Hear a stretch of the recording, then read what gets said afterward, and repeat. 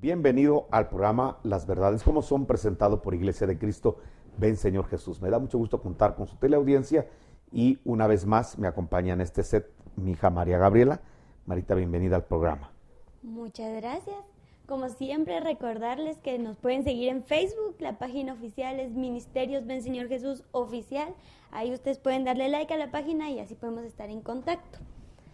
Y hoy quisiéramos platicar un tema, siento muy importante porque tocar el tema familiar creo que es de recordarlo todos los días porque lo oímos hoy y al otro día se nos olvidó. Y vivimos en una familia. Exactamente.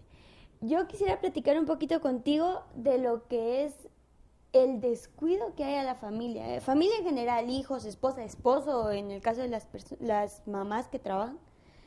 El descuido que hay a causa del trabajo, ¿verdad? Necesitamos generar cada vez más porque todo está más caro, más difícil y entonces nos hemos vuelto completamente esclavos del trabajo y hemos descuidado la parte más importante. La misma ley lo dice, ¿verdad? Somos la base de una sociedad y descuidamos eso, descuidamos la familia por causa del trabajo, ¿verdad? Entonces yo quisiera platicar un poquito de eso contigo. Bueno, mira, hijita, lo que pasa es de que en la vida lo vamos aprendiendo conforme vamos madurando. La vida debe ser de equilibrios. Todo desequilibrio en la vida va a causar problemas. Y entonces cuando hablamos de la familia, cuando hablamos de la relación de la familia, del tiempo que pasamos con la familia, debemos también entender que debe haber un equilibrio en nosotros. Regularmente cuando nosotros hacemos un análisis de realmente qué son nuestras prioridades, a veces nos asustamos de cómo manejamos las prioridades, muy en contra a veces de lo que creemos, porque no necesariamente lo que creemos es lo que hacemos. Por ejemplo, yo pasé hace poco a la iglesia una encuesta, fue verbal. Le puse a la iglesia algunos elementos para que los pudiéramos priorizar, que era más importante para nosotros. Hablé de Dios, el servicio en la iglesia, la familia, el trabajo, los estudios, la recreación. Entonces le pedí a los hermanos que ordenaran qué era lo más importante para ellos. Y casi todos coincidimos, en la iglesia, que la persona más importante para nosotros y lo más importante debería ser Dios. Luego la familia, luego el trabajo, luego el servicio en la iglesia y por último el entretenimiento. Así regularmente todos priorizamos estos elementos. Pero ya en la práctica, entonces yo pedí que se pusiera cuánto tiempo le dedicamos diario o por semana o por mes a estos rubros. Entonces la pregunta es, ¿cuánto le dedicas a Dios? Dices que es lo más importante. ¿Cuántas horas le dedicas a Dios al día? Y mucha gente ni una hora le dedica a Dios. Ni una hora.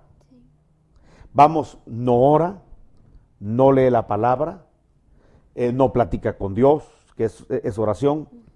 Es decir, decimos que Dios es el más importante en nuestra vida, pero es al que menos tiempo muchas veces se le dedica. Decimos que la familia, entonces la pregunta es, ¿y cuántas horas le dedicas a la familia a diario? Y deducimos que se le dedica más tiempo al trabajo, a las ocupaciones, a los estudios, que a la misma familia. Le dedicamos incluso a veces más tiempo al entretenimiento. Estamos más tiempo en el celular, más tiempo en las redes sociales, más tiempo en juegos, más tiempo que con la familia, que con Dios, que en el servicio. Entonces, quienes realmente llevan el primer lugar en la práctica es el entretenimiento y el trabajo. Y lamentablemente la familia, el servicio y Dios pasan a un plano muy terciario. Y eso porque mentalmente sí sabemos las prioridades, pero en la práctica no lo hacemos. Y eso es lo que ha desencadenado que muchas familias tengan problemas muy, muy fuertes. ¿Por qué? Porque los papás somos los llamados a atender a nuestros hijos, no que hayan terceras personas las que se dediquen a la formación, a la educación, a la administración de amor hacia nuestros hijos. Pero como bien dices tú, vivimos en un tiempo donde le estamos dando mucha prioridad a las cosas terrenales, que estamos dejando por un lado las cosas importantes como es la relación con la familia, en el caso de los casados en el matrimonio, y la relación con los padres, con los hijos, y los hijos con los padres. Te voy a dar un pasaje que encuentro en Escritura, en el libro de Jeremías, capítulo número 47, y te voy a leer el versículo número 3. Porque el profeta Jeremías ya había visto este caos que vivimos, de convulsionamiento, de falta de tiempo, de tráfico, alto tráfico vehicular, que le está robando el tiempo a los padres para estar con sus hijos.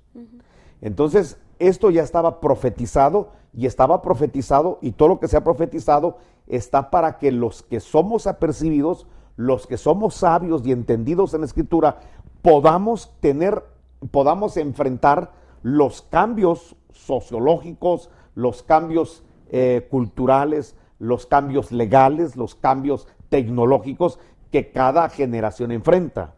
Y nosotros somos una generación que estamos enfrentando cambios muy bruscos, muy violentos, sobre todo en contra de la familia, en donde ahora vemos que papá y mamá trabajan y que se le dedica muy poco el tiempo al calor del hogar, de la familia, muy poco tiempo a los hijos, porque la mamá y el papá trabajan.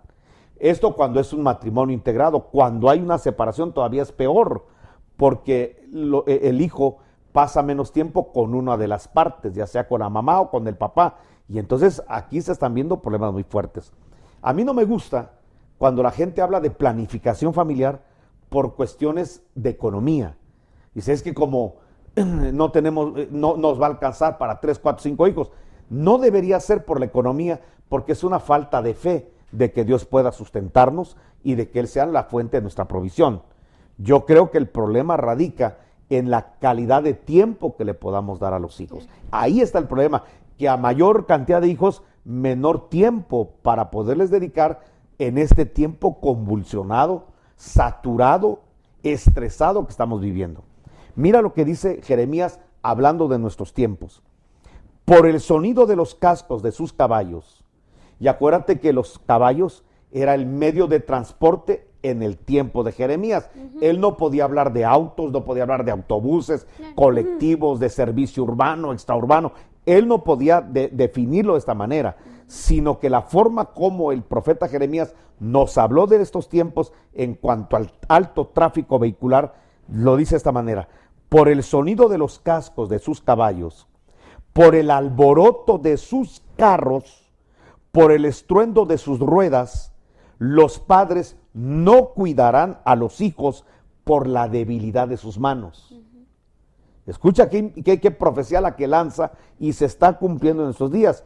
Está hablando de un tráfico vehicular, de una contaminación auditiva por el tráfico, que dice que los padres descuidarán a los hijos por dos situaciones. Una, porque el tiempo del trabajo para la casa ya nos estamos llevando 1 hora, y conforme vaya creciendo más la población vehicular, obviamente se van a tardar 2 horas. Y por ejemplo aquí en Quetzaltenango, como vemos, vías de desfogue no están siendo pensadas, no están siendo trazadas, diseñadas. Entonces dentro de muy poco tiempo vamos a seguir colapsando en la situación del tráfico. Entonces la Escritura dice que por el tráfico y esa contaminación auditiva que va a haber por este alto tráfico de vehículos, dice que los hombres descuidarán, los padres descuidarán a sus hijos, porque hay menos tiempo para dedicarles. Y 2, los papás llegan totalmente rendidos y cansados a la casa, que ya no tienen tiempo para ir a abrazar, convivir, jugar con los hijos. Y eso es algo muy delicado, porque la Escritura ya nos anunciaba desde los días de Jeremías este tiempo de descuido a los hijos. Y es la razón por la cual estamos teniendo un problema muy fuerte en la juventud, crisis de liderazgo.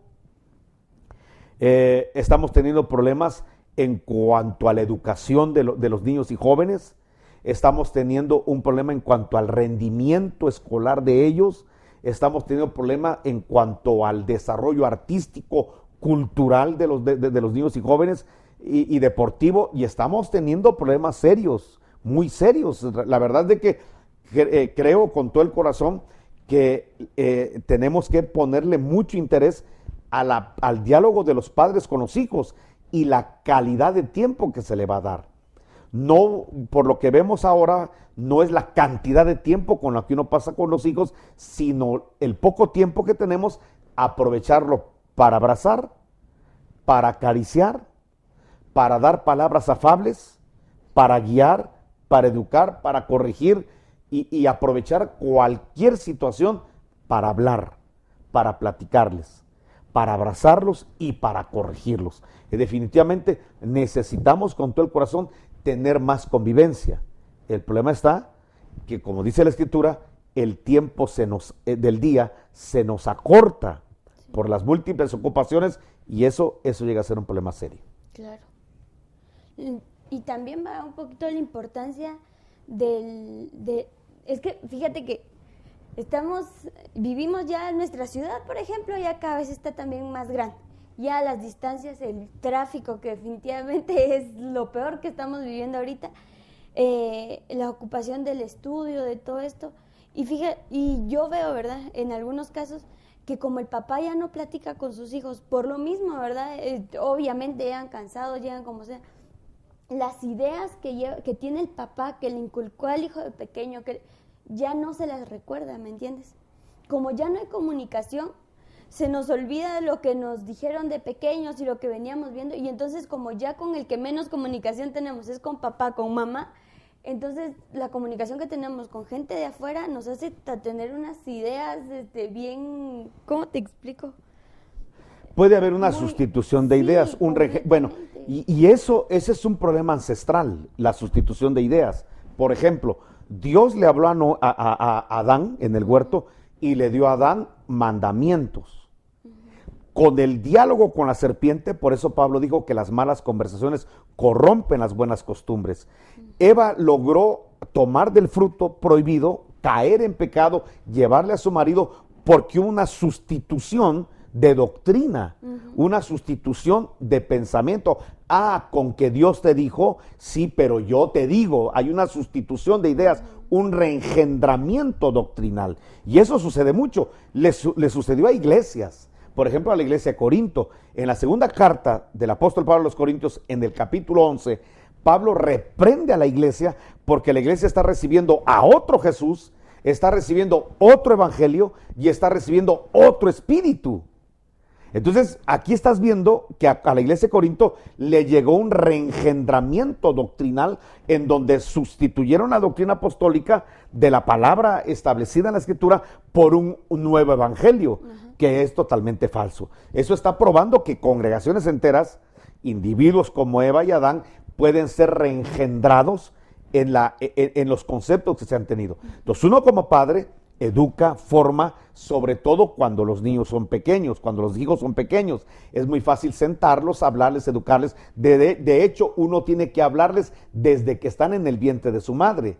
Ahí tenemos que hablarles, tenemos que enseñarles, darles palabra. Pero como bien dices tú, puede que algo que enseñamos en la infancia, ya cuando vengan a la secundaria, cuando vengan al bachillerato, cuando vengan a la universidad, puede que ahí pueda haber un reengendramiento doctrinal y una sustitución de ideas, donde las ideas que son del Espíritu y de la palabra de Dios, que han salido del Dios mismo de la palabra, puedan ser cambiados por filosofías humanas, por doctrinas de demonios, por una sabiduría terrenal, animal o diabólica. Entonces, la función nuestra como padres es seguir hablando y hablando y hablando y hablando. El apóstol Pablo a los filipenses les dice que a él no le es problema repetirle las mismas cosas, porque para la iglesia va a ser de edificación que constantemente se le estén repitiendo la palabra que salió del corazón del Señor. Entonces, los padres de familia no podemos decir, allá se lo dije, cuando era chiquito le enseñé. Hay que seguir enseñando porque ustedes viven asediados de personas que ya tienen otras ideas, de personas que ya tienen otra filosofía, otra forma de pensamiento, y nosotros tenemos que estar reafirmando la doctrina en el corazón de ustedes, y eso solo se logra a través de la comunicación, del diálogo y de la relación que podamos tener. Entonces, creo que uno de los problemas que enfrentamos en esos días es que como papá y mamá salen a trabajar, quienes los cuidan, quienes los crían, los educan, son personas que se dedican a oficios domésticos en muchas casas, las llamadas nodrizas, nanas, que aunque son personas incluso de la iglesia, convertidas, un padre y una madre van a ser siempre insustituibles, siempre la figura de uno es insustituible. Me llama la atención el caso de Mefiboset, que era un hijo de Saúl, es decir, era un príncipe. Él nació para ser príncipe, él nació para ser una persona que entrara al palacio real, porque él era nada más y nada menos que el nieto del rey Saúl, y era hijo de Jonatán. O sea, Jonatán era el primogénito de Saúl, él era el que merecía como nieto los mejores tratos, las mejores bendiciones. Pero ¿qué pasó? El papá está en la guerra con el abuelo, se fueron a la guerra al monte Gilboa y ahí los matan, ahí mueren. Pero mi pregunta es, ¿y dónde está la mamá de Mefiboset? No aparece la señora, y cuando en la Biblia no aparece la mamá, el hijo se vuelve un caos. Por ejemplo, el hijo pródigo, aparece el papá pero no la mamá, y terminó en la posilga, y el otro hermano que no se fue a la posilga con los cerdos tampoco disfruta de la casa. Entonces siempre va a haber un problema cuando la madre es ausente, cuando la madre se va. Por eso sería preferible apretarse en el presupuesto, pero que la mamá se dedique a los hijos 100% y que los engendre en el evangelio y haga su labor de doctrinar, de acariciar, de amar a los hijos. Eso sería una familia totalmente en el modelo y en la estructura de la palabra de Dios. Entonces, ¿qué le pasó a Mefiboset? El que nació para ser príncipe. Cuando se oye la noticia de que Saúl, que era el abuelo de Mefiboset, y el papá, que es Jonatán, mueren, entonces la nodriza, porque no está la mamá, toma al niño para escapar, porque obviamente los filisteos van por la familia real, por los herederos de la corona, y por tratar de huir llena de miedo, tropieza y se le cae el niño y quedó lisiado de los pies. Realmente esa figura, porque el Señor nos habla siempre en figuras, nos habla de cómo puede llegar a dañar a una persona que nació para ser príncipe, que nació para bendiciones, cómo puede ser atrofiado como Mefiboset, de quedar lisiado de los pies y tener una infancia desgraciada, tener una adolescencia infeliz y llegar a la juventud totalmente amargado. Cuando Mefiboset se miraba en el espejo, lo que él veía era un perro muerto, porque él así se define. Cuando David lo manda a llamar para entregarle la posición de príncipe, para bendecirlo en su mesa, Mefiboset le dice con esas palabras: ¿por qué me mandas a llamar a mí, oh rey, si yo soy un perro muerto? ¿Hasta dónde una persona que nació para ser vencedora, para ser príncipe, para disfrutar de bendiciones, porque la mamá no está y porque quedó al cuidado de una tercera persona, terminó atrofiado creyendo que era un perro muerto? Entonces, ¿cuántos niños han sido abusados, golpeados, maldecidos, incluso tocados sexualmente, violados, porque se dejan al cuidado de terceras personas cuando papá y mamá son insustituibles? Entonces, esas situaciones que se viven en la infancia, después los atrofian.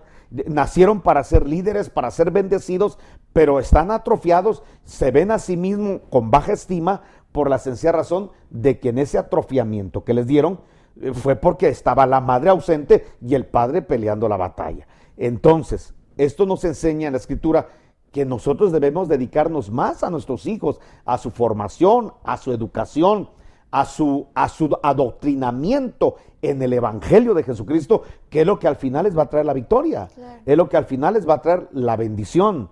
Creo con todo mi corazón que esos ejemplos de la Escritura son tan claros para que entendamos que necesitamos dedicarle más tiempo a ustedes, sobre todo cuando son jóvenes.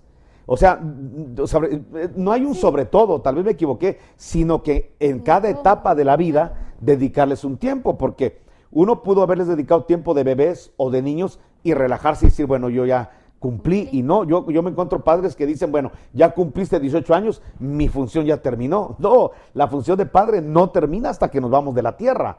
Tenemos que seguir incluso metiéndonos con nuestros nietos, no en su educación y formación, porque eso ya es de los papás, sino que la Escritura dice, esta palabra, hablando de la Escritura, se le enseñarás a tus hijos y a los hijos de tus hijos. Ahí mete a los nietos. Entonces la función nuestra no termina ni siquiera con los hijos en la evangelización, en el adoctrinamiento de la sana doctrina, sino que continúa con los nietos. Nosotros, nuestra función como abuelos, cuando lo seamos, será estar adoctrinando, estar bendiciendo a los, ¿cómo se llama?, a los nietos en la palabra.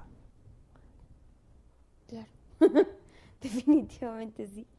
Y lo de Mefiboset, cuando me decías, realmente nació acomplejado, ¿verdad?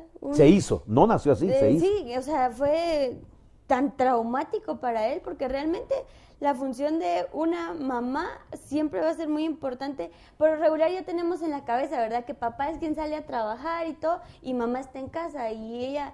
Y no porque nosotros no estemos de acuerdo en que una mujer trabaje, definitivamente, simplemente que es necesaria una mamá, sobre todo en la formación de un niño, de ya incluso jóvenes, ¿verdad?, que están en etapas en las que cualquiera se acompleja, que porque tengo acné, que porque soy chaparro, que porque soy muy alto, que la mamá siempre hace una función bien, no sé cómo, pero... Establece una visión, claro, establece seguridad desde que los tiene en el vientre de ella. Sí, cuando los amamanta, les ministra seguridad, sí, y ya cuando les ministra palabra, ternura, corrección, es que la mamá tiene una función importante. Me gustó lo que dijiste, Dios no está en contra de que la mujer trabaje.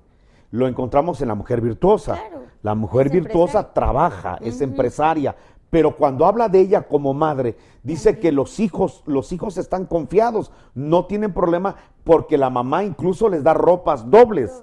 O sea, que está hablando de una mujer que sí es productiva, pero que no por la producción abandona la función de madre y se la delega a la abuela, y le delega esa función a la tía, y le delega esa función a la persona que le paga. No. La mujer virtuosa sí es productiva, sí produce y genera para la economía del hogar, pero es una mujer que por ningún motivo descuida a sus hijos ni tampoco a su marido, porque la Biblia dice que el corazón del marido en ella confía. Está hablando de una excelente mujer que tiene una buena relación con su esposo, el esposo con ella, y tiene una buena relación con los hijos, además de ser una mujer productiva financieramente. Entonces, la Biblia no se aparta de eso, pero lo que sí nos traza con mucho cuidado es que no descuidemos a los hijos, y que, como bien dice en la Escritura, que te estaba leyendo yo, que no por el cansancio del tráfico, del ir y venir, del agobio de vivir en una ciudad, no por eso 47:3 de Jeremías, no por eso descuidemos a los hijos por la debilidad de las manos.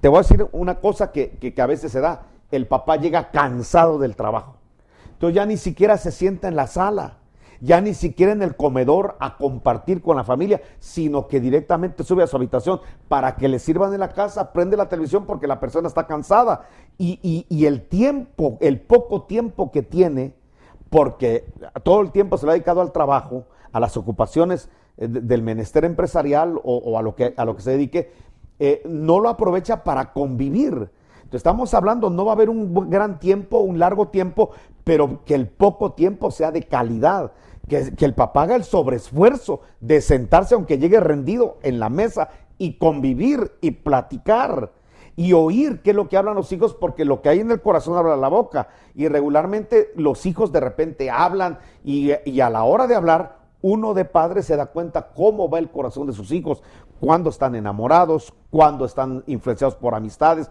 cuando les está cambiando el vocabulario, cuando se están volviendo mal hablados, cuando se están volviendo escarnecedores o bulinistas, cuando están sufriendo bullying. Uno en la mesa se da cuenta qué es lo que está pasando, y obviamente uno puede tener el diagnóstico para seguir platicando, seguir orientando y seguir bendiciendo a los hijos. Los hijos no pueden descuidarse porque ni delegar la función de papá y mamá a una tercera persona, porque es la nuestra. Hoy en día tenemos esta disfunción de que los hijos ya no le dicen papá a su papá, ni le dicen mamá a la mamá, sino que se lo dicen a la abuela o a la persona que los cuida. Yo conozco niñitos que cuando ya van a salir a la calle a comer, a vacacionar, van a ir a dar una vuelta al IRTRA, necesitan llevarse a la persona que los cuida. Sí. Y la mamá se asusta y dice, no, pero ella se va a quedar, ella no va a ir con nosotros. No, ella tiene que irse, y el niño ya la ve como mamá, claro, ya tiene un vínculo incluso más grande con la persona que le cuida que con la misma mamá.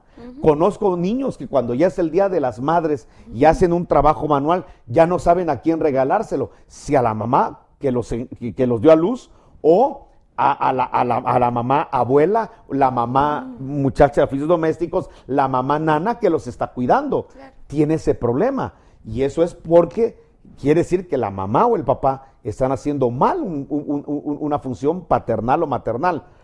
Es que, hermano, no tengo tiempo. La Biblia dice que hay tiempo para todo. Y lo que sí es que se necesita un sobreesfuerzo. claro.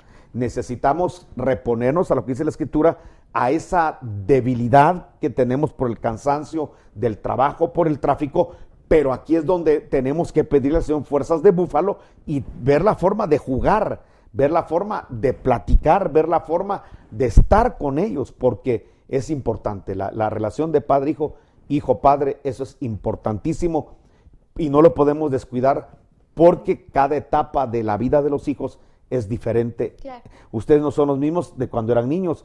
Sus gustos cambiaron, sus deseos cambiaron, sus pensamientos cambiaron, y no podemos relajarnos y decir, bueno, yo ya tengo 18 años de haberlos provisto y de haberlos guiado, ahora hagan su vida. No se puede, ni aún casándose.